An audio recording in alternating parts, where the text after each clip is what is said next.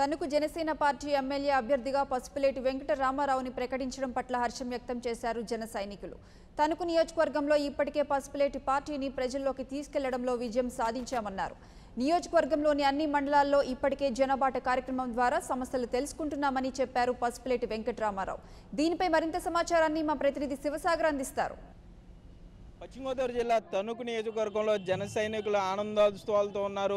తణుకు నియోజకవర్గానికి సంబంధించి పసుపులేటి వెంకట రామారావుని జనసేన అధినేత పవన్ కళ్యాణ్ అభ్యర్థిగా ప్రకటించగానే వారంతా తణుకు పార్టీ కార్యాలయానికి చేరుకున్నారు. మనం చూస్తున్న ఇక్కడ వారు హడావుడి చేస్తున్నారు. తణుకు నియోజకవర్గం సీటు ఎట్టి పరిస్థితుల్లో కూడా జనసేన పార్టీ గెలిచి చూపిస్తుందన్న ధీమా కూడా వారిలో ఉంది. ఇప్పటివరకు కూడా అభ్యర్థి ఎవరన్నా దాని మీద కొంత సందిగ్ధంలో ఉన్నాము. అయితే ఎప్పుడైతే పీవీఆర్ని ప్రకటించారో మా అందరికీ ఒక నమ్మకం వచ్చింది. తప్పకుండా తణుకు నియోజకవర్గ సీటు గెలిచి పవన్ కళ్యాణ్కి బహుమతికి ఇస్తామని కూడా నాయకులు చెప్తున్నారు. మరోపక్క పీవీఆర్ మెడికల్ క్యాంపులు నిర్వహించడం పాటు ఇప్పటికే విస్తృతంగా ప్రజల్లో పర్యటించడం కూడా జరిగింది.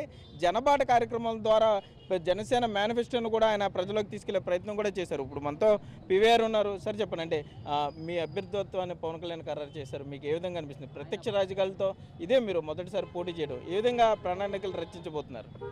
అంటే మేము పవన్ కళ్యాణ్ గారిని 1 year బ్యాక్ కలిసినప్పటి నుంచి కూడా పూర్తిగా జనసేన పార్టీ సిద్ధాంతాలు, పవన్ కళ్యాణ్ గారి ఆశయాలు, జనసేన పార్టీ ఏ విధంగా అయితే లాంగ్ టర్మ్ పాలిటిక్స్లో ఉండాలనుకుంటుందో, ఏ విధంగా అయితే జనసేన పార్టీ యొక్క ప్రస్థానం ఉండబోతుందో ఆ ప్రకారమే నేను నడుస్తూ ఉన్నాను.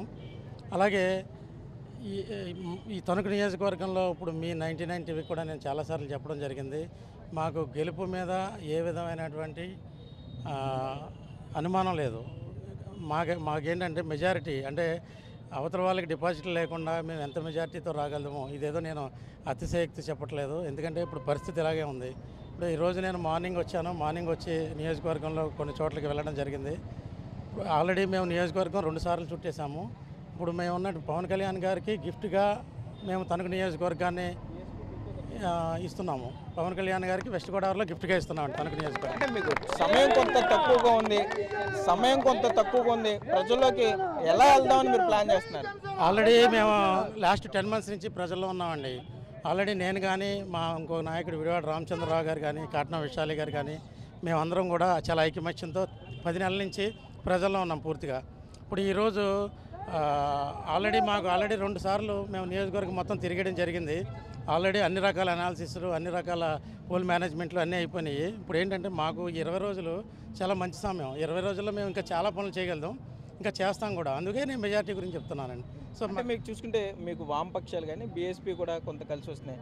ఈ ఓట్లు ఏ విధంగా దళితులు కానీ బీసీలు కానీ ఏ విధంగా కలిసి వస్తారు అనుకుంటున్నారు?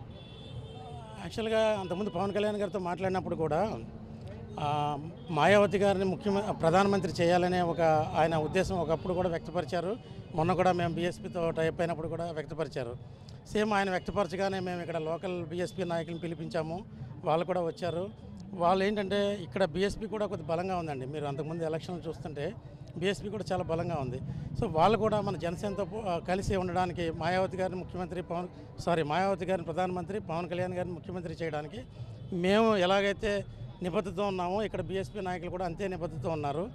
ఇక్కడ మాకు అదృష్టం ఏంటంటే ఒకటి బీఎస్పీ కలిసింది. ఆల్రెడీ మాకు కూడా సిపిఎంలు ఉన్నాయి. అందువల్ల నేను చెప్తున్నానండి, ఎంత మెజారిటీని మేము సాధించగలం అనేది ఇప్పుడు మాకు క్వశ్చన్. మా గెలుపు మీద మాకు ఎప్పుడు అసలు అనుమానమే లేదు. తణుకు నియోజకవర్గ ప్రజలు ప్రధానంగా ఏ సమస్యలు మీ దృష్టికి తీసుకొస్తున్నారు? అధికార పార్టీ ఏమేమి చేయలేకపోయిందని మీరు భావిస్తున్నారు? అసలు ఏమీ చేయలేకపోయిందండి. ఎందుకంటే నేను ఆల్రెడీ చెప్పాను, తణుకు పారిశ్రామికంగా గత 50-60 సంవత్సరాల నుంచి బాగా అభివృద్ధి చెందిన ప్రాంతం అని చెప్పేసి చుట్టుపక్కల టౌన్లలో ఉంది.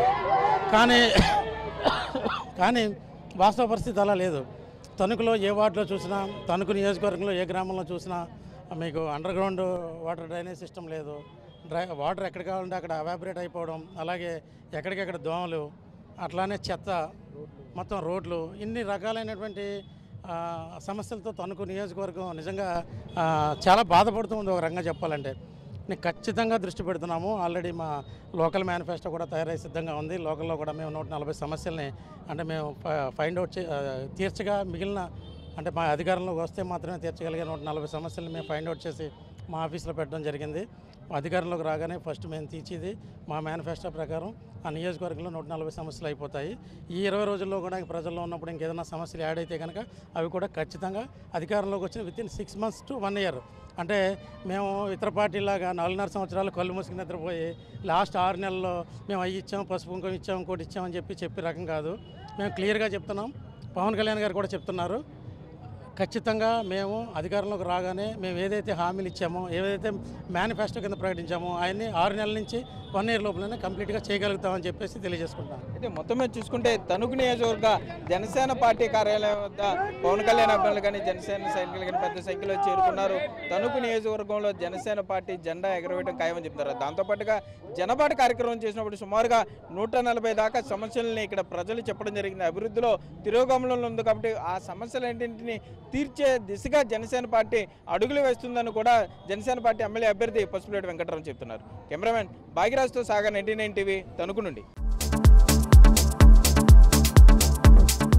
Please subscribe New Waves.